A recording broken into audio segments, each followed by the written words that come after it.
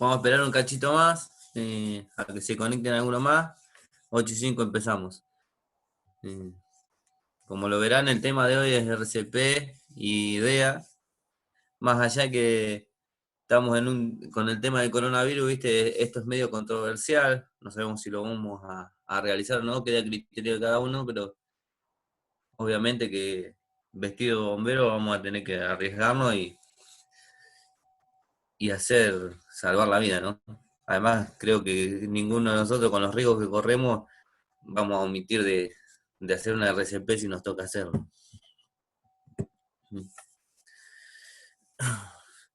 8:05 arrancamos con la presentación.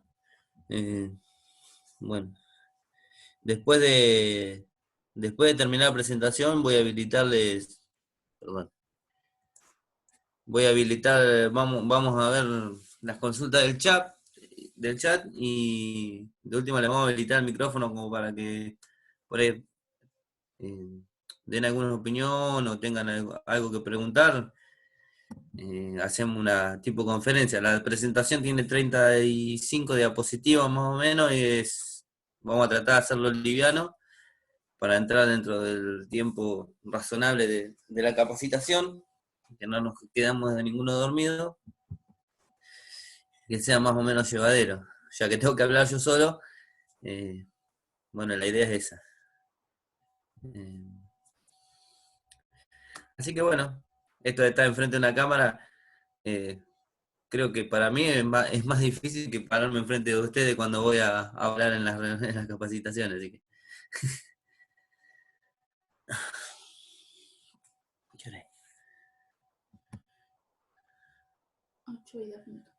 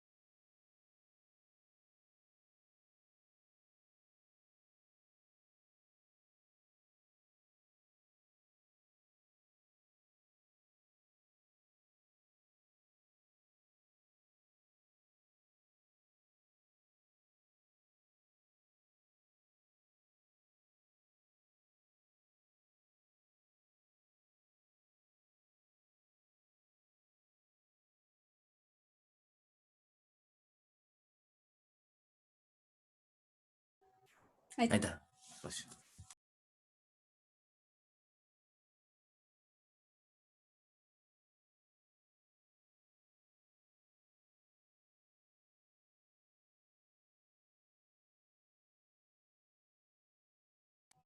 ahí está. Bueno, acá tengo al ayudante, me está ayudando la Male porque yo soy medio duro con la tecnología, pero es algo nuevo para mí. Bueno, vamos a comenzar. La idea de hoy es ver, como les decía, RCP, y en estos momentos de pandemia es medio controversial el tema de tener contacto físico con otra persona, pero en el caso que necesitemos tenerlo, es obvio que con esto vamos a salvar una vida, así que yo calculo que todos vamos a correr el riesgo. Más allá de la profilaxis, usar barbijo, guantes, ¿eh? Pero el contacto persona a persona en esta materia lo tenemos que tener sí o sí, no se puede hacer RCP virtual, ¿no? Bueno, eh, no me mueve la cosa.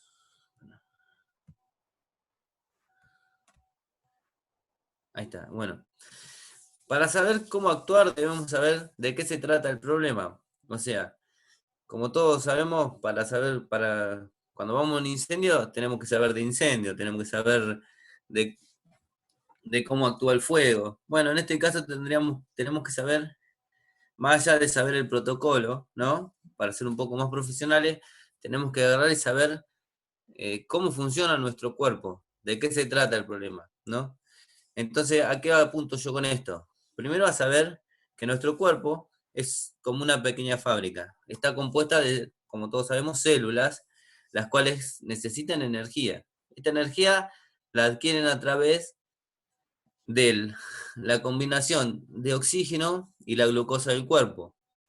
El oxígeno lo sacamos del aire y la glucosa del cuerpo de los alimentos que consumimos mediante un montón de procesos que tenemos en diferentes sistemas de nuestro cuerpo. Esto me lleva a que el cuerpo está compuesto por diferentes sistemas, ¿no? Entre todos los sistemas que tenemos el músculo esquelético que nos da estabilidad y movimiento, el sistema nervioso, el cardiovascular, el sistema pulmonar, el endocrino, etcétera, etcétera, ¿no? Y cada uno está designado para cumplir una función que es eh, mantener la producción de esta energía y la excreción a su vez de los desechos que producen las mismas células, ¿no? Porque es como un auto. Nosotros a un auto le ponemos aire, le ponemos combustible, ¿no? Llevándolo a un ambiente más o menos conocido, y ese combustible se quema y por el caño de escape salen desechos. Y es muy parecido porque sale dióxido de carbono, monóxido de carbono, en el caso de nosotros sale dióxido de carbono y otros elementos que se generan de desecho en la célula. Ahora, para eso necesitamos un sistema de transporte, ¿no?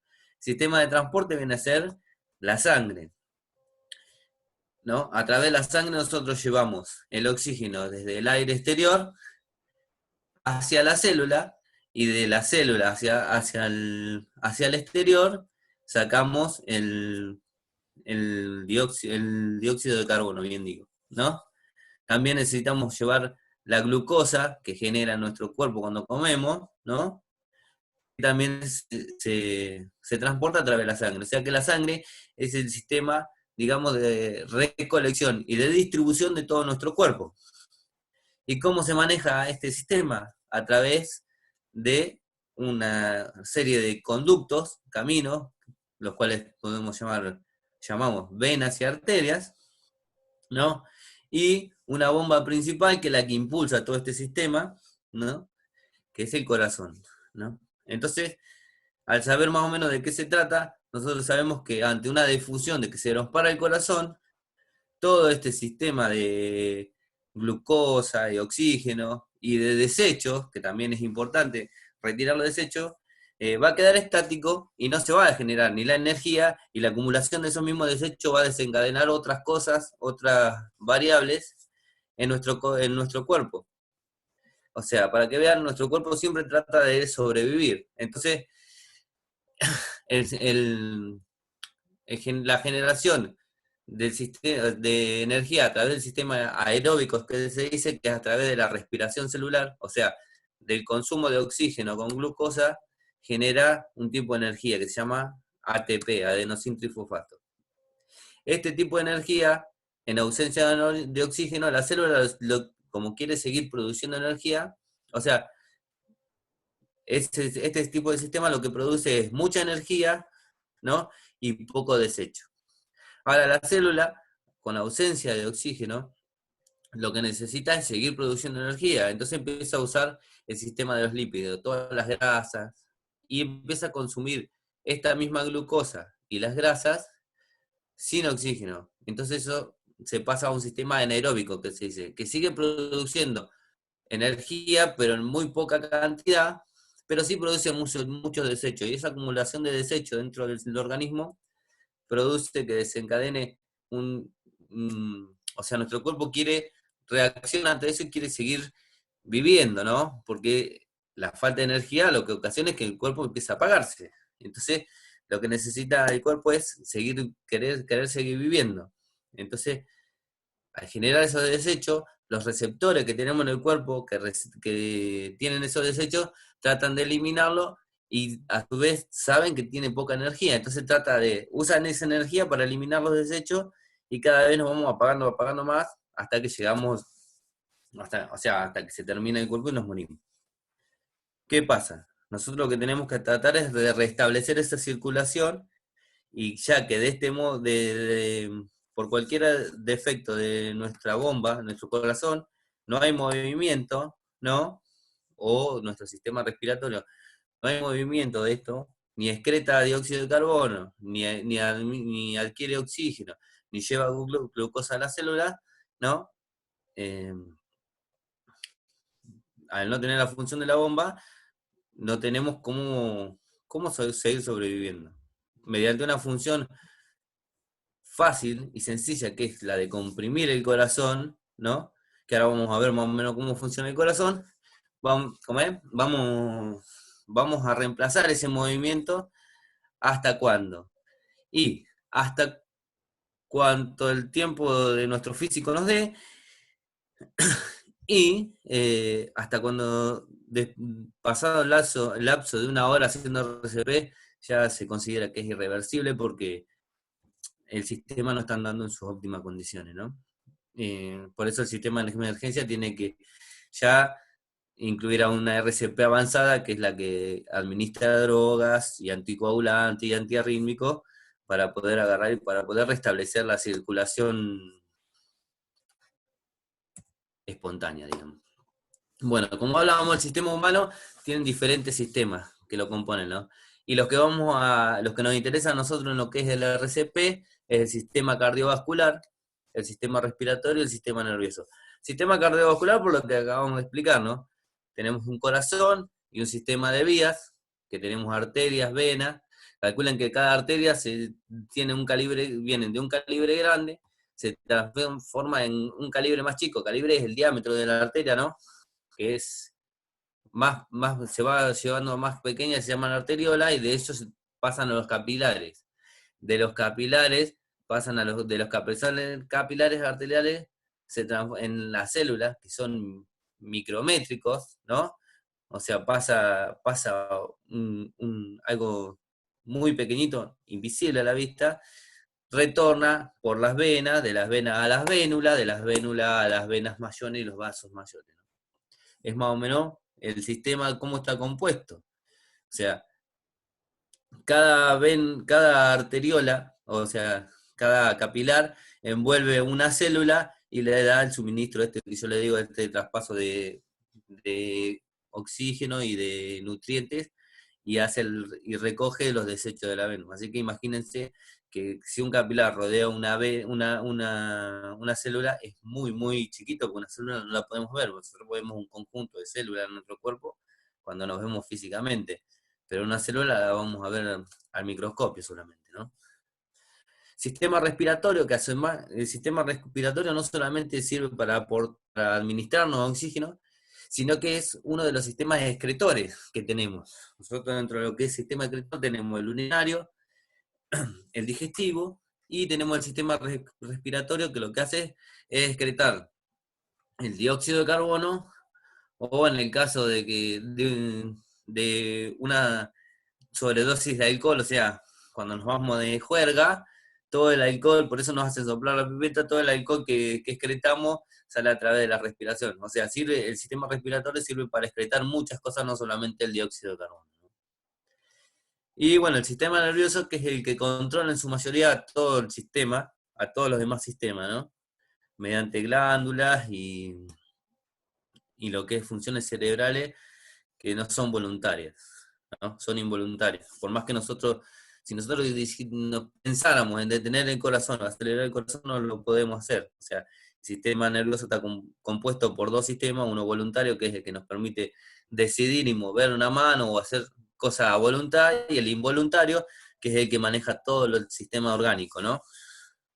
Más allá que el sistema cardiovascular tiene su propio sistema. O sea, el corazón está compuesto por unas fibras especiales que no se encuentran nada más que en el corazón y tiene su propio sistema de conducción.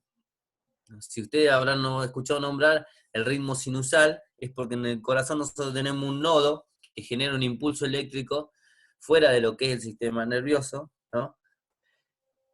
Que se encuentra en las aurículas, después tiene unos fascículos, se encuentra con otro nódulo interauricular, interventricular, que también se frena el sinusal, genera un impulso eléctrico, se pasa a través de unos fascículos, llega a ese otro nódulo, y ese otro nódulo llega a otras fibras especializadas del corazón para hacer la contracción ventricular. Esto nos va a servir para saber más o menos entender qué es lo que decía que es la fibrilación y la taquicardia ventricular, ¿no?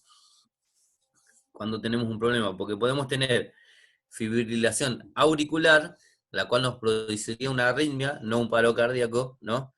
Que se tiene que tratar, ¿no? Porque es una deficiencia del corazón, y la fibrilación ventricular, que es la que nos va a agarrar y no es paro cardíaco, es disfunción del corazón. Esto nos lleva a tener un problema, cuando tenemos un problema como este, nos lleva a lo que es la muerte súbita, ¿no? Muerte súbita le llamamos a la muerte clínica, no biológica, ¿no? Muerte, o sea, cuando nosotros tenemos un paro o una fibrilación y un paro de la circulación, de lo que veníamos hablando, de todo el cuerpo, ¿no? Cuando tenemos un paro de la circulación sanguínea y todos los problemas que conlleva, que lo hablamos hace un ratito, ¿no? Entramos en una muerte clínica. Pasados los 10 minutos, esa muerte clínica se convierte en muerte biológica. ¿Qué pasa? La muerte clínica es reversible, porque la muerte clínica es la que nosotros, mediante la RCP, vamos a revertir, ¿no? Mediante RCP y las drogas, cuando cae el servicio de emergencia especializado, mediante una RCP avanzada, que le implementen drogas y antiarrítmicos y anticoagulantes, la, eh, se va a poder revertir, se puede salir. Ahora, pasados los 10 minutos ya tenemos muerte cerebral, lo que ya no tiene reversión, o sea, muerte biológica. O sea, ya las células del cerebro empiezan a morir. ¿Entienden? Entonces, por cada minuto se mueren cierta cantidad de células, ya pasados los 10 minutos, no tenemos, entramos en lo que es la muerte biológica. No se puede revertir. Entonces vamos a lo que es FB y TB, fibrilación ventricular y taquicardia ventricular. Bueno, para que ustedes estén sabiendo, la fibrilación ventricular es como yo les decía, tenemos el sistema nervioso, el sistema de conducción del corazón, el que yo les decía que tenía unas fibras especializadas. Bueno, esas fibras especializadas entran en o sea, cada contracción necesita que todas las fibras del corazón trabajen al unísono, ¿no? Entonces, por cada impulso eléctrico, las fibras reciben el impulso eléctrico, y cuando se descarga el impulso eléctrico, ¿no? Que vuelve al nodo, se hace la contracción ventricular y viceversa, ¿no? Y se relaja, o sea, produce la contracción y la relajación automática. Ahora, ¿qué pasa? Si nosotros tenemos un problema del sistema eléctrico del corazón, y una célula o una fibra muscular del corazón, en vez de trabajar todas juntas, pareja, al unísono, trabajan diferente, después se replica este trabajo en todas las demás células, entonces no produce la contracción ventricular. O sea, lo que va a producir es que cada célula se contraiga por sí sola, y sería un movimiento similar a tener una bolsa llena de gusanos, de lombrices, y van a ver que el corazón va a hacer esto, y a la vista de lo que sería, si nosotros lo viéramos con una cámara, que si lo buscan en internet, pongan fibrilación ventricular, van a ver un corazón fibrilando, que el corazón en vez de contraerse y relajarse, lo que hace es vibrar, vibrar. Al vibrar y no haber contracción, no hay expulsión de la sangre que está entrando al corazón, entonces no hay movimiento de la sangre. Ahora tenemos el otro problema que también es fibrilable, desfibrilable, o que se puede resolver con un día, que es la taquicardia ventricular. La taquicardia ventricular lo que hace es que el corazón late por encima de lo normal. Entonces, ¿qué pasa? Como toda bomba, el corazón necesita recibir la sangre venosa a las aurículas, que las aurículas se llenen, dar paso a los ventrículos y que esa sangre llene el corazón y ese corazón, cuando hace la contracción ventricular, eyecte la sangre, primero hacia los pulmones, de los pulmones vuelve y eyecte hacia el cuerpo, ¿no? Ahora, ¿qué pasa? Si está latiendo muy rápido, ¿no? O sea, estamos en una taquicardia ventricular, que sea que los ventrículos van latiendo demasiado rápido, no alcanzan a llenarse de la sangre suficiente, ¿no? Es como que la capacidad del corazón se achica por la velocidad en la que late el corazón y no expulsa la sangre suficiente. Entonces, lo que vamos a tener en el resultado, a nosotros a tomar un pulso de eso, vamos a tener un pulso vacío, o sea, vamos a tener vamos a sentir el latido del corazón rápido, pero la cantidad de sangre que tiene que circular por dentro de las venas es insuficiente, lo que nos va a ocasionar un problema de hipoperfusión, la perfusión es cuando la sangre llega y le entrega los nutrientes y le quita los desechos, ¿no? Entonces, al tener una taquicardia ventricular, también vamos a tener un paciente, un paciente que está, eh, que lo van a ver pálido, frío, sudoroso, ¿no? Y con sensación de muerte imminente, está a punto del shock. O lo van a encontrar ya desmayado, tirado, y van a encontrar que la persona no tiene una buena circulación.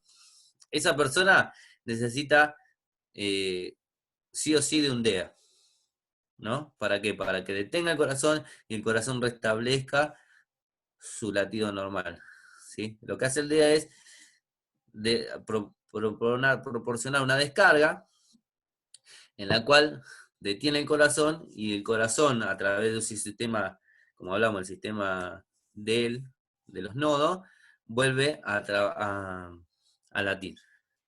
Y tenemos otro fenómeno, que es el infarto agudo miocardio. Ya en esto, lo que vamos a tener es una deficiencia del corazón. ¿Por qué? Porque como todo el cuerpo recibe sangre, ¿no? Y toda la célula tiene una arteria especial, toda la célula tiene arteriolas especiales que se introducen en los músculos, como hablábamos, y oxigena a la célula. El corazón tiene sus propias arterias. No es porque el corazón va lleno de sangre, es que absorbe el oxígeno de la sangre que tiene adentro, no. El corazón está perfundido, o sea, está recubierto de arterias y vénulas, y arterias y venas, ¿no? Que le dan nutrientes y oxígeno al propio corazón, ¿no? Esas son las arterias y las venas coronarias. Ahora, ¿qué pasa? Cuando nosotros tenemos una arteria o una arteria coronaria que se tapa, ¿no? Lo que produce es que en ese sector donde se tapó no llega ni el oxígeno ni los nutrientes. Entonces empiezan a morir las células. Entonces, a eso lo llamamos infarto agudo del miocardio. Cuando se mueren cierta cantidad de células, ya el corazón se detiene. Eso no es reversible con un DEA. Eso nos va a llevar a que necesita sí o sí droga de soporte, anticoagulante, para ver si podemos sacar la isquemia de ese corazón, y sí o sí una RCP continua, ¿sí? Van a ver que ustedes van a ver que el DEA le va a analizar y les va a determinar que sigan con las compresiones y que no le va a decir realice la descarga. Bueno, y vamos entre todo lo que tenemos paro cardiorrespiratorio en adultos y en niños. ¿Por qué pongo esta diapositiva aparte? Porque el paro cardiorrespiratorio en niños se debe en un 80% a que el niño deja de respirar primero. O sea, primero tiene una obstrucción o algún problema en la vía aérea, y a partir de la falta de oxígeno, después sobreviene el paro cardíaco. No así en las personas grandes, no en los adultos, que podemos tener fibrilación ventricular o taquicardia ventricular, que es poco frecuente en los chicos, ¿no? Por causa de una mala conducta de vida, ¿no? Ese es el tema. Nosotros podemos tener problemas cardíacos por una mala conducta de vida, que los chicos no lo poseen, a no ser que sea congénito, porque los chicos son nuevitos, o sea, porque tienen el sistema mucho más sano que nosotros. Entonces es mucho más frecuente que, que los chicos tengan un paro cardíaco a causa de una deficiencia en el sistema respiratorio antes que tener un paro cardíaco por una fibrilación ventricular, ¿no? El protocolo es casi igual, lo único que en el protocolo, o sea, en lo que es los protocolos de la AJA, que ahora después lo vamos a ver, cambia en que, y hay un apartado en el protocolo que dice que el masaje cardíaco sin las respiraciones a los chicos, prácticamente lo mismo como que no hiciéramos nada. O sea, más allá que entre hacer y no hacer, siempre mejor hacer, ¿no? Pero los protocolos y los estudios de la AJA dicen que el masaje cardíaco en los niños o lactantes siempre para ser efectivo debería ser, para ser de calidad debería ir acompañado de la respiración.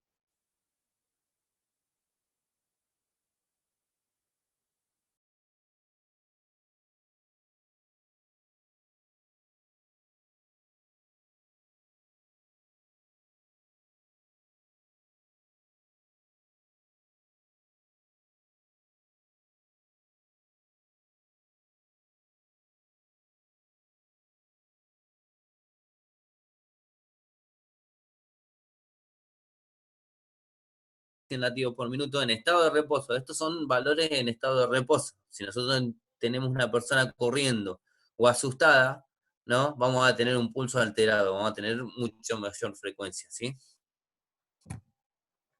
Igual que si tenemos un deportista, van a ver que el pulso, en vez de ser 60 a la mínima, van a ser 50 latidos por minuto, ¿no?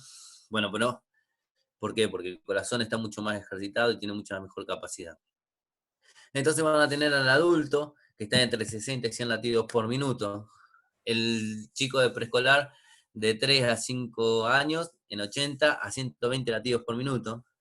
Los lactantes de 0 a 5 meses, 90 a 140 latidos por minuto. Fíjense que si a ustedes les interesa un poco esto, a título informativo, se pueden fijar de que hay, como es, de que van a tener presión arterial por debajo de los valores normales en chicos, que casi no se toma en cuenta la presión arterial, pero tiene una frecuencia cardíaca mucho más alta, ¿sí?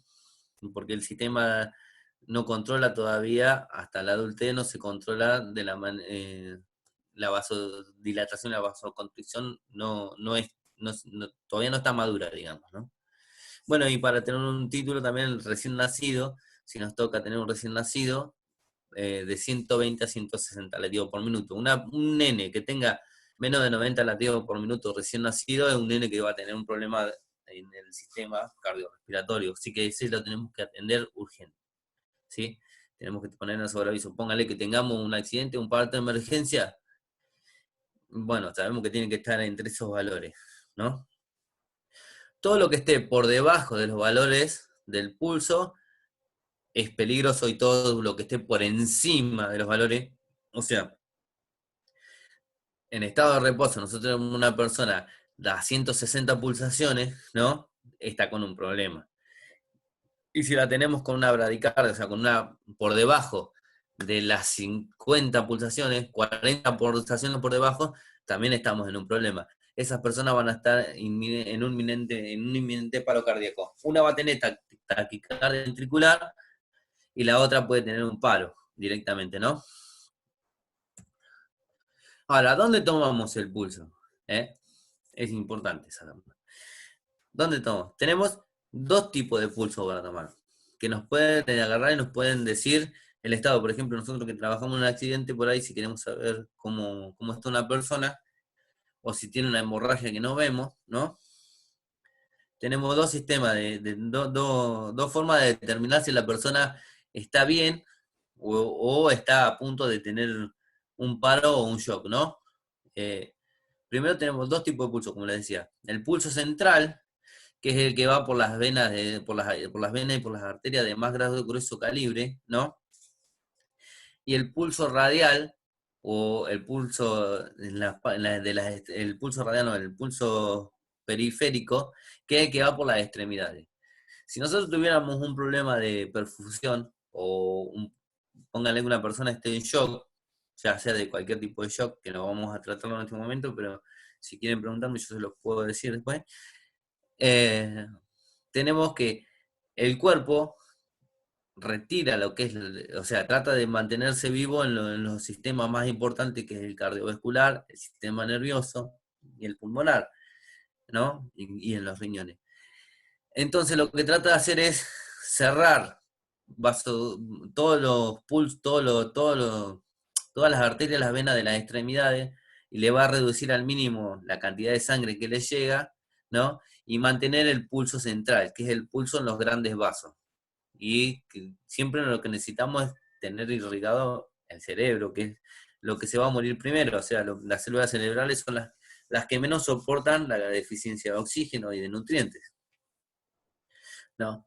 Entonces, si nosotros vamos a ver una persona que tenga el pulso, tiene pulso central, pero no tiene pulso periférico, sabemos que esta persona está entrando en shock, que puede llegar a tener un paro cardíaco, ¿no? Entonces tenemos que estar atentos de que si la persona podemos hacerle RCP porque no está politraumatizada, o sea, si está politraumatizada y se muere, es preferible hacer la RCP y tratar de darle un soporte de vida, ¿no? Entonces llevarlo con más cuidado al lugar firme, porque obviamente que arriba en un asiento, arriba en un auto no le vamos a poder hacer RCP, ¿no? Pero a título informativo, para que vean el tema del pulso central, la información que nos puede dar con solamente saber que buscándole el pulso radial en las muñecas, ¿no?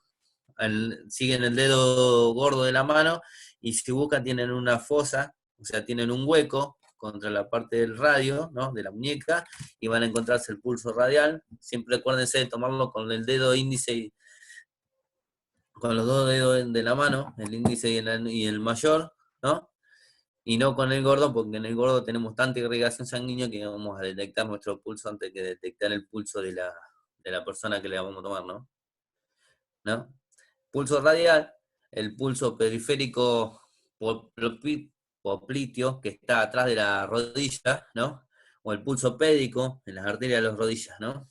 Eso es, más que nada tendríamos que verlo, hacer una práctica para ver dónde encontrar cada pulso, pero si ustedes se lo buscan, van a encontrar el pulso carotidio a la altura del cuello, que es un pulso central, ¿no? Después tiene el pulso radial, pulso periférico, pulso inglinal en la ingle, a la altura de la ingle, que prácticamente no se usa, pulso propitio atrás de la rodilla, y el pulso pédico en la arteria a la altura del dedo gordo, ¿no? Por encima del pie, ¿sí? Bueno, ahora vamos a lo que es la frecuencia respiratoria, que también es importante. ¿Por qué? Porque nosotros podemos tener una persona que tenga una respiración rápida y jadeante, y no quiere decir que esté respirando normal, sino que rápido, está está por entrar en un paro cardíaco, ¿no? Una persona que está respirando, hiperventilando, ¿no? A esta altura nosotros sabemos que es una hiperventilación, es una persona que no está haciendo la, el, no está retirando los desechos de los pulmones, ni está llegando el aire adentro porque no hace el intercambio gaseoso dentro de los pulmones, porque la respiración no es profunda, es superficial, ¿no? Al tener una respiración superficial, ¿no? No va a haber el intercambio gaseoso. La respiración se divide en mecanismos de respiración, ¿no? La mecánica respiratoria es inspiramos, expiramos, que eso es mecánico, ¿no? Y ahora la respiración es a nivel de la sangre, o sea, cuando se pasa del alveolo, del pulmón, a la sangre, y de la sangre pasa el dióxido de carbono al pulmón, y cuando pasa de la sangre a la célula y de la célula a la sangre el dióxido de carbono. Eso es respiración, lo otro es mecánica ventilatoria. Si nosotros no tenemos ese intercambio, o sea, no tenemos la respiración, pero sí tenemos la ventilación rápida, ¿no? Estamos o sea, van a encontrar a la persona que está con hiperventilación, pero la van a ver azulada, o sea, van a ver los labios azules, ¿no? La piel pegajosa, fría, ¿no? Porque no está llegando el oxígeno necesario a la célula para poder seguir viviendo, ¿no? Está entrando en lo que sería el sistema anaeróbico de energía. Bueno, y para más o menos tener un parámetro, como vimos el tema de la circulación del pulso, si nosotros encontramos una persona, tenemos una frecuencia respiratoria, ¿no? Adulto, eh, no, acá la tenemos mal puesta. Bueno, la frecuencia respiratoria, bueno, acá no le presten atención a la diapositiva porque se mezcló con se me mezcló con la de pulso, ¿no? En adulto, calculen que una persona en reposo está entre 12 y 60 respiraciones por minuto, entre 12 y 20 respiraciones por minuto en reposo. Un niño, a ver, si yo lo busco, tengo el dato acá, esperen un cachito. Hasta ahora vamos bien, háganme con la mano si vamos bien, si van entendiendo. Gracias, chicos. Bueno, entre 12 y 20 el adulto, y creo que es entre 16 y 30 los chicos. Esperen que acá tengo a mi ayudante que me lo está buscando, porque tenía los datos en signos vitales. Bueno, ahora yo les voy a pasar los datos cuando los tenga, cuando Male me lo encuentre, les voy a pasar los datos y vamos a seguir con la presentación para no atrasarlo, ¿sí? Gracias. Bueno, protocolos. Los protocolos son algoritmos, como le llaman ellos, que lo que te dice básicamente es los pasos a seguir para llegar al fin, ¿no? O sea, en el caso de una RCP hay lugares, fundaciones como la Asociación Americana del Corazón, la AJA, ¿no? Que mediante estadística, o sea, nosotros nos regimos todo lo que es Sudamérica, todo lo que es América, ¿no? Se rige por lo que dictan las asociaciones estas de estadística de Norteamérica, ¿no? Si ustedes van a lo que es Europa, van a encontrar diferentes protocolos, pero todo lo que es América, vamos bajo la línea de ellos, ¿no?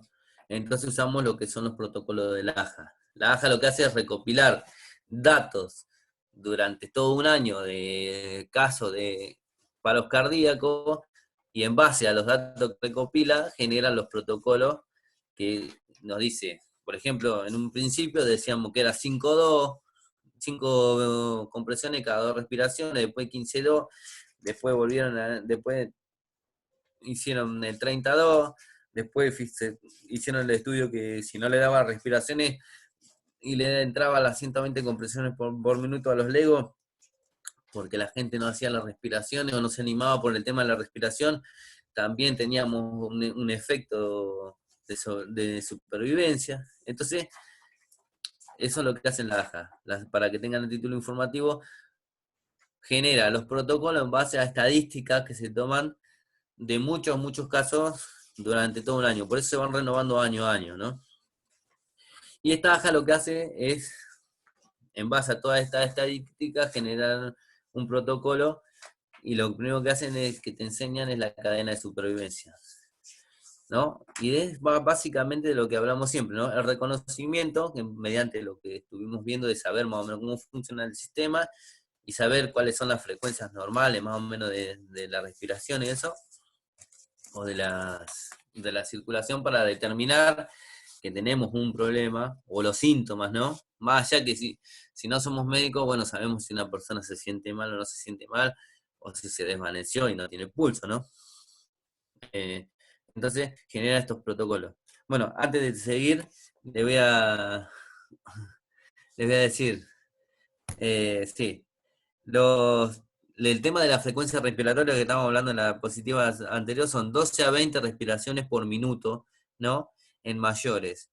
Mayor de 24 es grave, estamos en hiperventilación, ¿no? O sea, si tenemos una persona hiperventilando, es grave porque no tiene el cambio de aire, ¿no? Menor a 10, menor a 10 respiraciones por minuto también, grave, ¿no? En adolescentes y niños de 6 a 12 años, una frecuencia de 15 a 30 respiraciones, fíjense la diferencia, que suben las respiraciones, ¿no? En los chicos, o sea que no es que porque tengamos, fíjense que si en mayores de 24 respiraciones por minuto es grave y los chicos están teniendo 30, no es que están en un problema, sino que están bien, ¿no?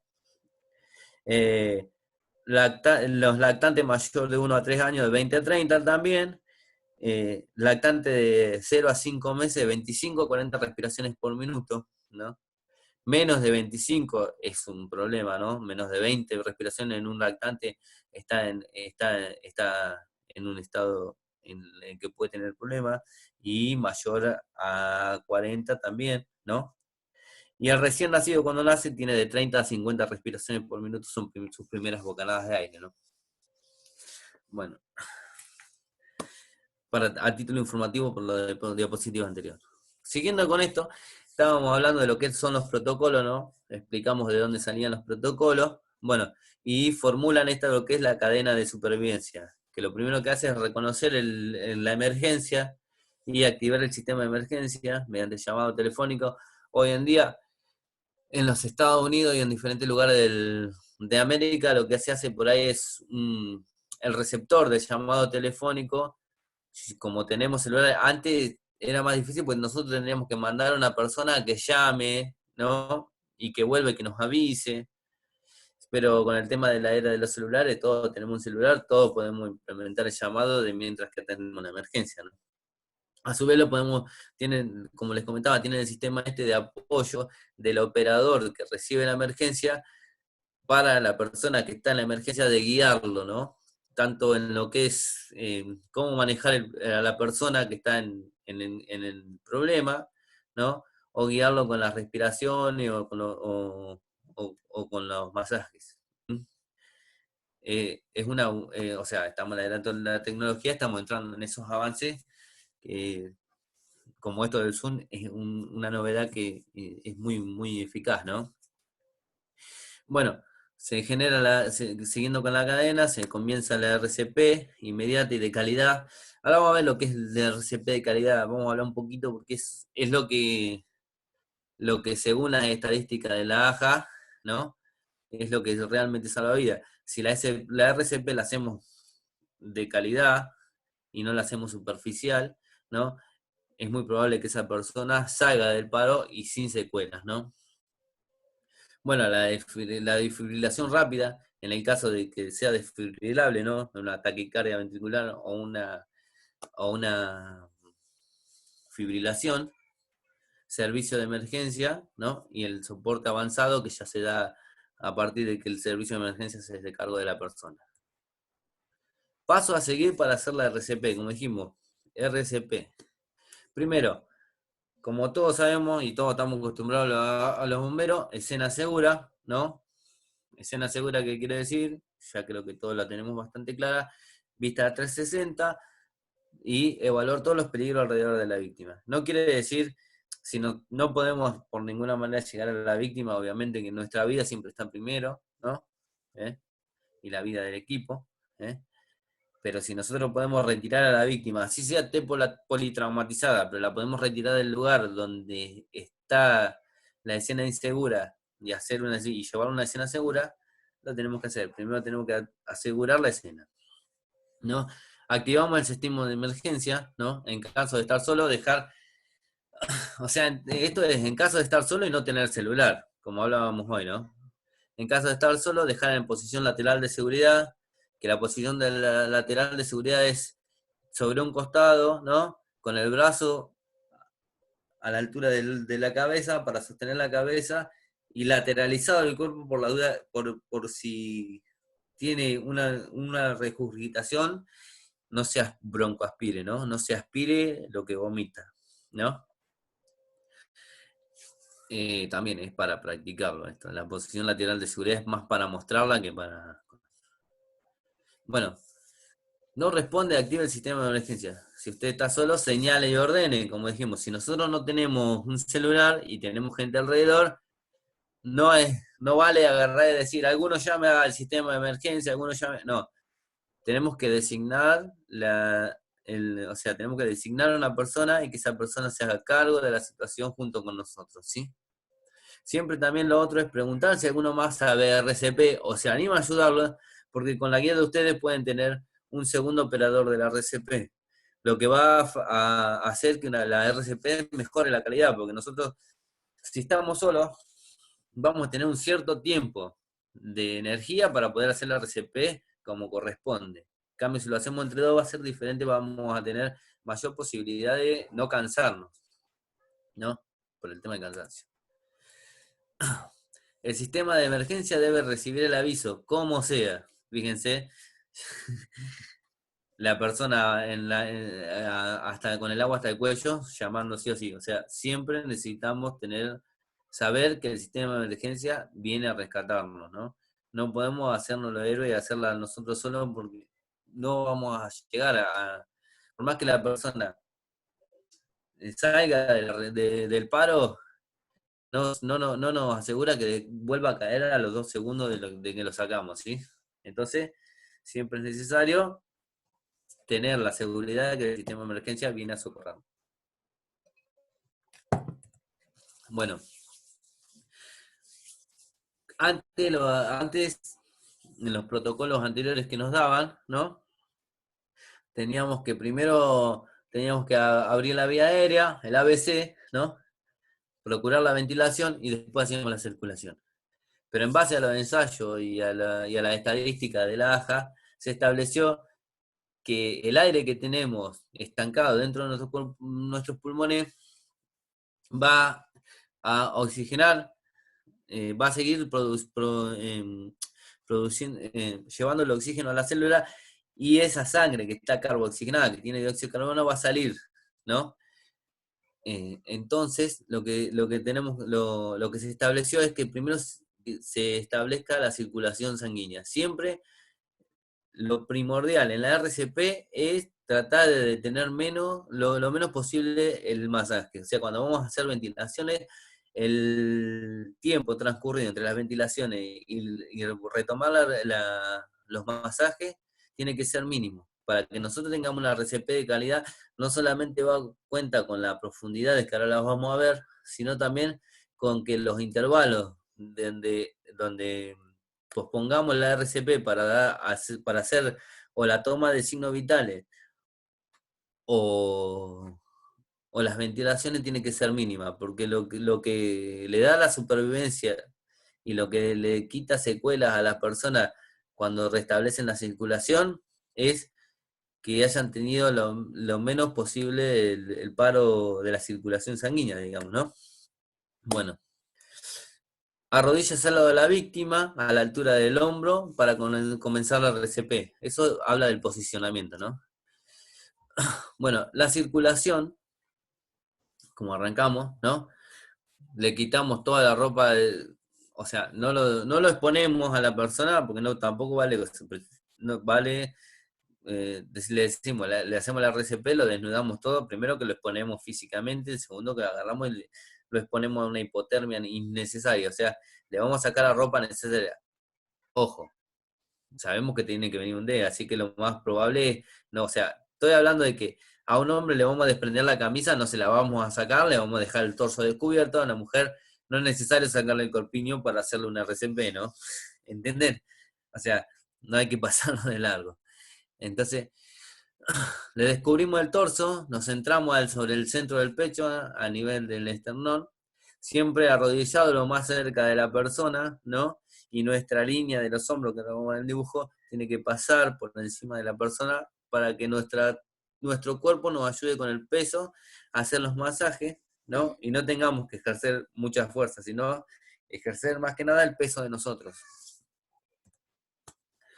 En los niños, la posición va a ser con una sola mano, en los niños mayores, y con 2 dedos al centro, entre las tetillas, 2 dedos, o si no también está el sistema de entrelazar las manos por alrededor del tórax del chico y con 2 dedos, con los 2 dedos gordos, comprimir, ¿no?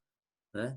Siempre al centro del pecho, que ya le digo, esto sin la práctica no tiene o sea, por ahí quedan algunos blancos y grises, algunos grises en el tema, pero cuando podamos, si nos podemos reunir en algún momento, cuando volvamos de todo esto, tenemos que hacer una práctica. En base a esto vamos a hacer una práctica con los muñecos que tenemos en el cuartel y van a ver que ahí vamos a ver el ritmo, la profundidad y dónde tenemos que posicionarnos. Pero más o menos, como todo lo hemos visto a esto y todo, algunos hemos hecho en los muñecos de simulación RCP, sabemos de qué se trata de lo que estamos hablando acá, ¿no? Circulación. Bueno, cómo colocar las manos, los diestros, el talón de la mano derecha contra el pecho, luego coloca la mano izquierda entrelazada, ¿no? Y los zurdos al revés, ¿no? La mano izquierda, luego la derecha entrelazada por encima.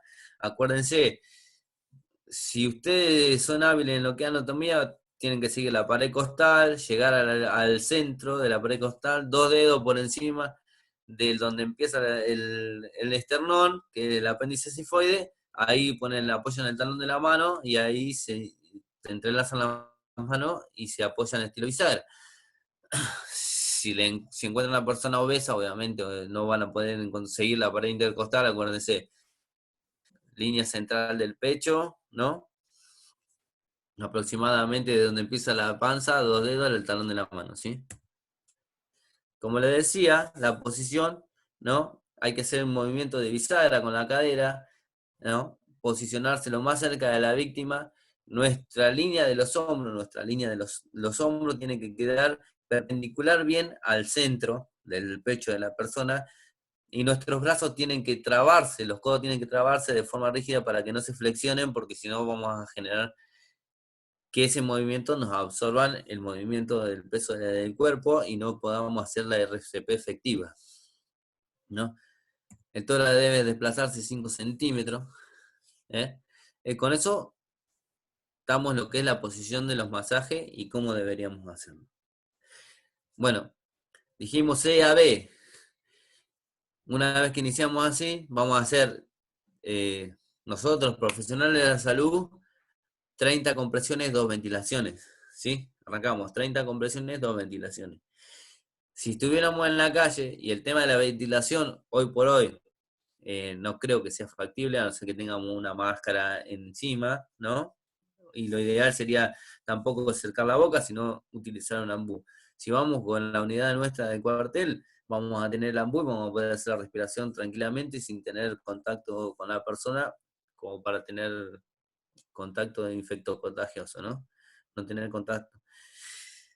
Pero puede ocurrir que nos pase, Dios no quiera, a algún conocido, algún familiar, donde le vamos a poder hacer, si estamos, eso ya queda en cada uno, ¿no? Podemos hacerle ventilación boca a boca, que sería pinzando la nariz, cubrir la boca alrededor de la boca de la persona y siempre haciendo la extensión de la vía aérea. O podemos tener una máscara o un sistema de profilaxis donde también podamos hacerle sistema a través de la mascarilla, ¿no? Sistema con mascarilla con válvula, como las Pocket que tenemos en el cuartel o la máscara RCP que tenemos arriba de los camiones, ¿sí? Que lo que tienen es una válvula, lo único que tiene es una válvula unidireccional que nos permite que nosotros soplemos, pero el aire que ellos exhalan salga por el costado y no lo recibamos nosotros. Sí, bueno, primero apertura de vía aérea. En el caso que no sea un politraumatizado, vamos a tomar del mentón y vamos a hacer la apertura de la vía aérea mediante la inclinación de la cabeza, y si tenemos un politraumatizado, lo que vamos a hacer es una subluxación de mandíbula, que es apoyarnos en los pómulos y retraer la mandíbula hacia adelante, lo que va a hacer que se haga la apertura de la vía aérea, que generalmente lo que nosotros estamos eh, produciendo es que la lengua, que está relajada porque la persona está inconsciente, esté descansando contra el paladar blando. Entonces, mediante la subluxación de la mandíbula vamos a permitir la vía aérea. En el caso que todos nosotros estemos en la unidad, y si el que está a cargo nos lo permite,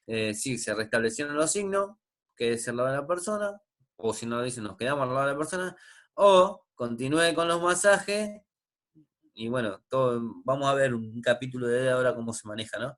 Continúe con los masajes, y se aconseja o no se aconseja de descarga. Acuérdense que si tuviéramos un infarto o algo en miocardio, donde el músculo cardíaco está lesionado, no nos va a aconsejar la descarga, vamos a tener que seguir haciendo los masajes.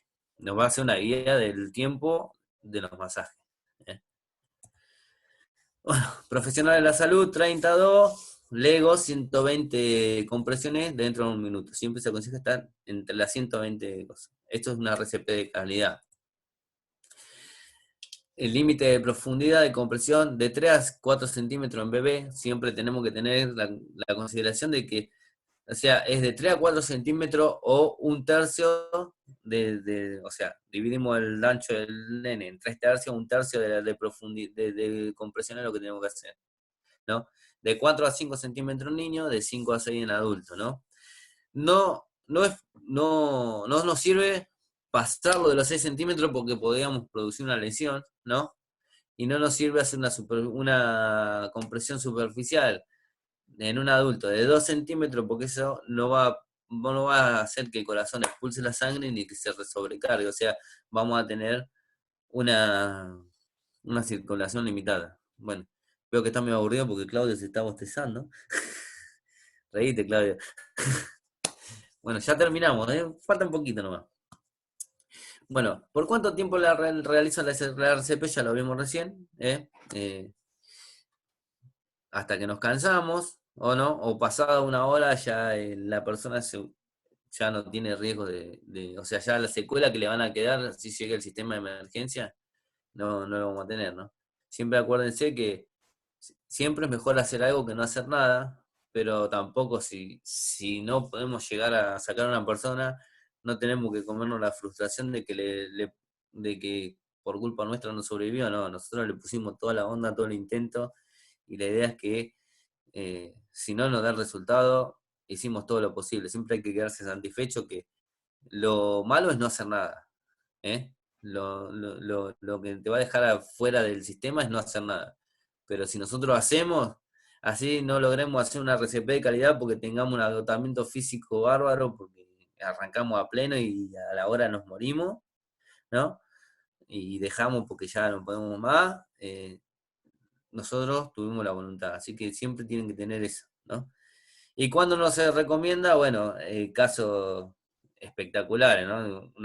O un decapitado, o una persona que ya está muerta hace una hora, cosas así es cuando no se recomienda. Siempre se recomienda. Un politraumatizado van a decir, no, está todo reventado, pero si está reventado con un paro cardíaco, entra en paro y está todo quebrado, que dice, no, lo dejamos morir, dice, no, le hacemos la RCP.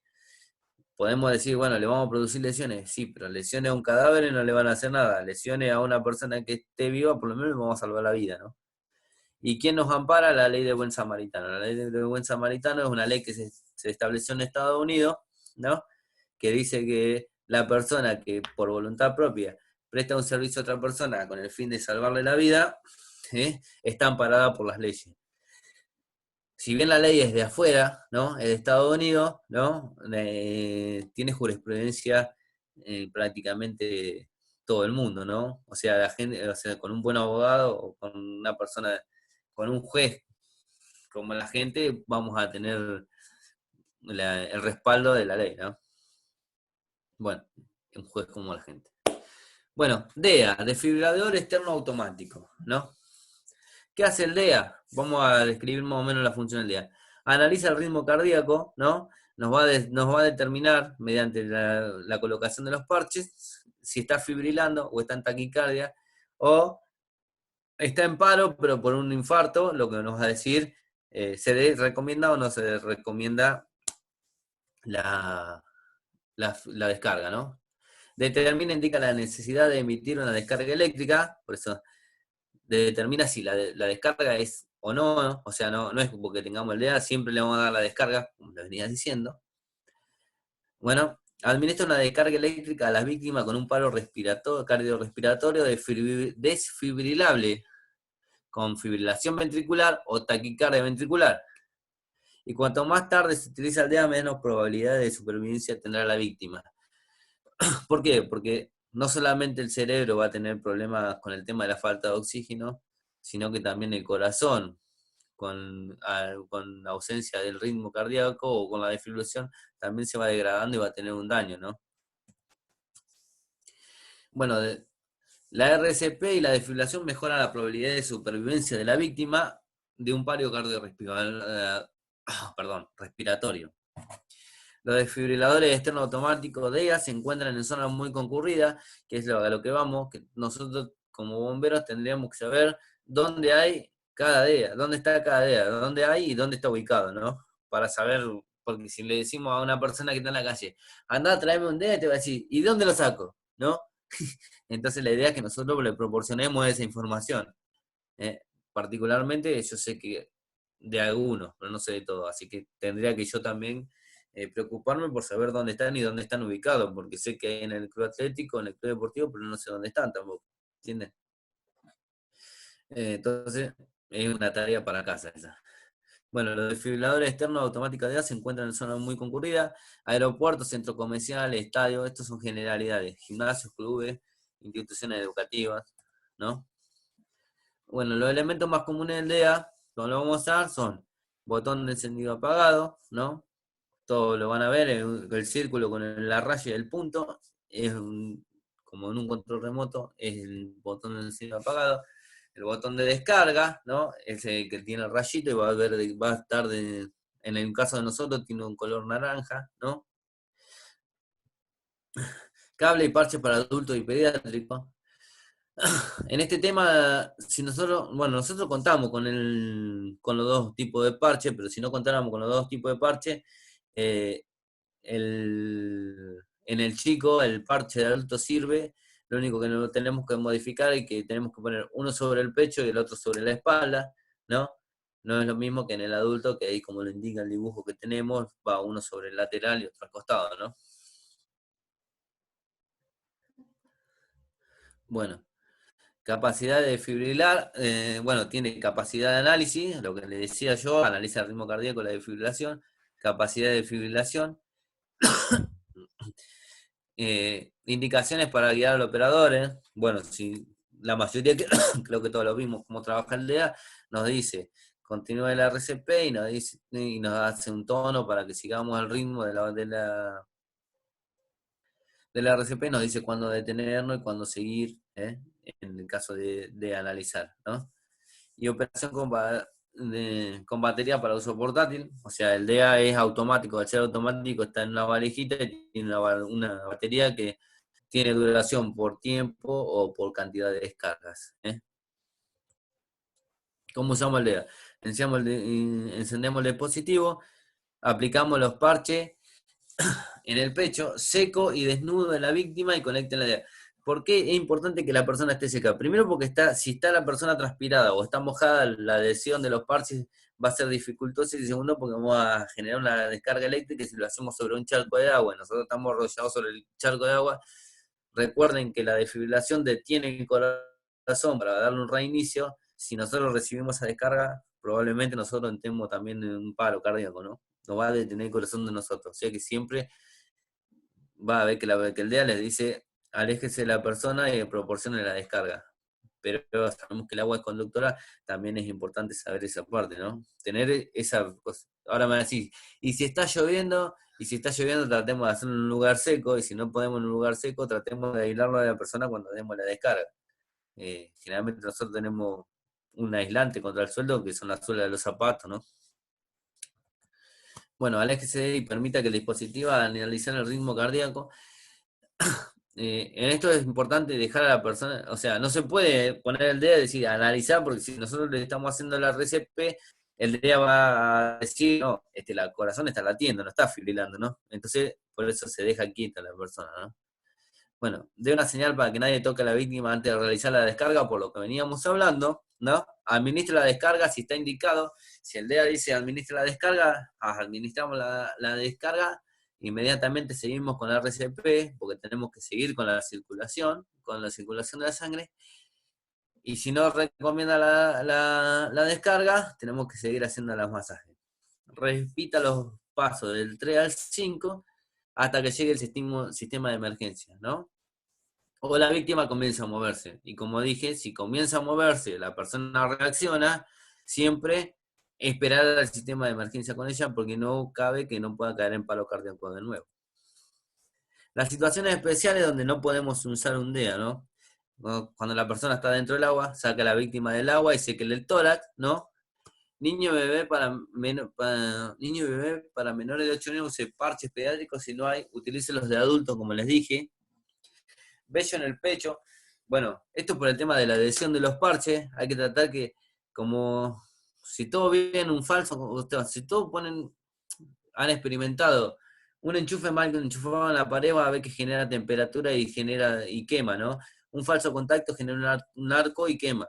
Si nosotros tenemos un parche mal colocado sobre el vello y no hace contacto con la piel, eso va a quemar, ¿no? Y no va a ser efectiva la descarga. Entonces siempre hay que tratar de, generalmente en las mochilitas de DEA hay una afeitadora, hay que afeitar a la persona y adherirle bien el parche, ¿sí?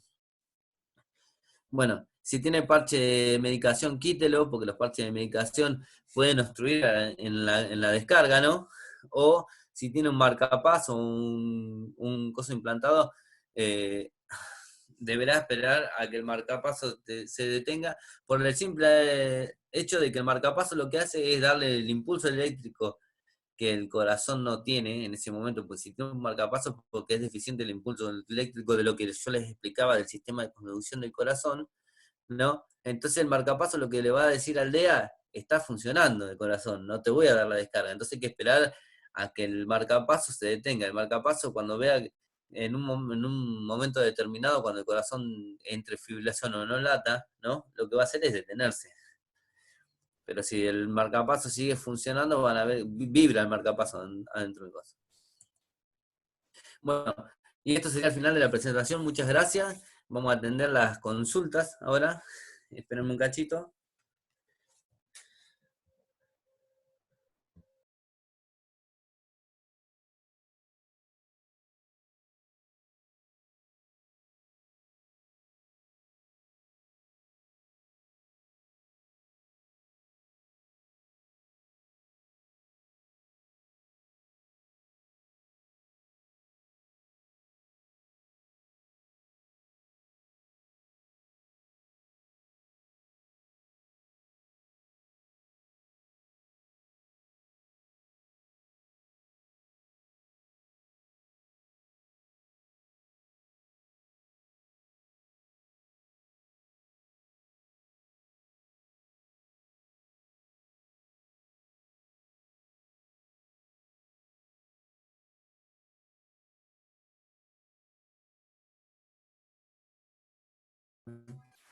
Pablo, si me escuchás, me podía.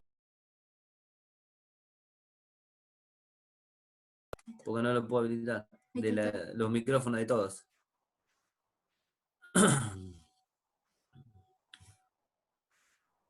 Bueno,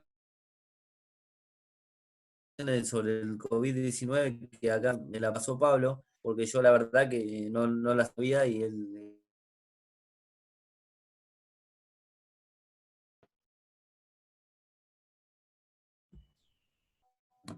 Ay, Nico, pronto. Marce, acá está Nicolás, Marce, ¿cómo haces para saber que tiene un marcapaso? Lo van a ver implantado en la parte acá arriba del pecho, van a ver que tiene una protuberancia, es el marcapaso. Eso es intradérmico, o sea, se ve un bulto en la piel. No sé qué más. Uy, no se escucha, Brisa, ¿no escuchabas? Bueno, esto igual está grabada, así que. Y si la escena se torna insegura, bueno, hay que hacerla segura, hay que irnos de ese lugar. Cortar la RCP y ir a un lugar seguro. ¿Escuchaste, Brisa, al final? ¿Pudiste escuchar o no? Genial. Bueno. Bueno, y no sé, Coqui está ahí, Coqui el Bey, si lo podemos ubicar. Pudiste abrir el micrófono todo, ¿no? Para que no lo ubicamos a Coqui para abrir el micrófono para que él nos explique el tema del protocolo que él vio ahora. Ahí está. Ahí están todos. Bueno, ahí habilitamos a todos, ¿no? ¿Se escucha? Sí. ¿Qué haces, Marce? ¿Cómo andás, Coqui? Dale, Coqui, contanos esto del protocolo, por favor. Ahí estamos hablando justo con Alexi. En el protocolo nacional no se hacen insuflaciones. Ahora con el COVID no hay ningún tipo de insuflación ni con el AMBU tampoco. Solo se hacen compresiones. Con el protocolo nuevo por el COVID. Todo lo que sea RCP es solo compresiones, ni el AMBU se utiliza. Ajá, bueno, Bien. está bueno. Pues, La única forma de para... ventilar a la persona es una vez que llega a la parte hospitalaria. En el prehospitalario lo único que se hace es compresiones. No se utiliza ni el AMBU. Lo que hace es, llegado una vez el paciente al lugar, se intuba y se manda al respirador directamente. Se conecta al respirador. No se utiliza el AMBU y no se hace ningún tipo de insuflación. Porque todo lo que toqué lo contaminás. Entonces, por no contaminar, con el tema de contaminación, lo que se hace es solo compresiones ahora con el protocolo nuevo que se armó por el tema de la pandemia. Genial, bueno, está bueno saberlo. Yo la verdad que no lo tenía en cuenta. No lo sabía y no sabía cómo se manejaba esto. Está bueno que vos lo tengas claro con eso. Bueno, en el caso de nosotros, no vamos a intubar. Vamos a tener que esperar que venga un servicio de emergencia. No, por eso más que nada lo comentaba. Lo que comentaba era que nada de utilizar ningún tipo de parte de oxígeno ni nada, no se utiliza nada en este momento. Lo que sí se hace es compresiones, nada más que compresiones.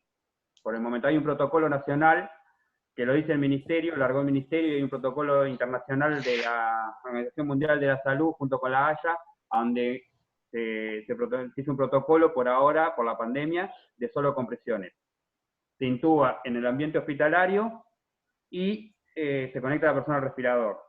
La persona, si llega a fallecer, lo que pasa a ser casos, todas las personas que tuvieron contacto con esa persona pasan a estar aisladas hasta tanto se descarte el caso. Que tenga COVID, sí. Claro. Hasta tanto se descarte el caso, pasan a estar aisladas las personas, pasan a estar en cuarentena, digamos, en la casa, un aislamiento. Tienen que cumplir los 15 días de aislamiento. O se confirme que será negativo el caso. Bueno, está buenísimo saberlo. Genial. Gracias, Coqui, por el aporte. ¿Algún otro tenga alguna consulta o pregunta? Así vamos finalizando. No. Levante la mano, le habilitamos el micrófono si quieren decir algo. No sé si lo habilitamos a todos. Nico, creo que tenés el micrófono habilitado, si querés preguntar algo más. No, está bien, está bien. Entendí todo. Buenísimo. Bueno, vamos a finalizar entonces con esto. Muchas gracias por su atención. Espero no haberlos dormido. Y nos estamos viendo en la próxima charla. Gracias. Buenísimo, Marce. Muy buena, sí. Gracias. Y ahora, ¿cómo salimos? Adiós.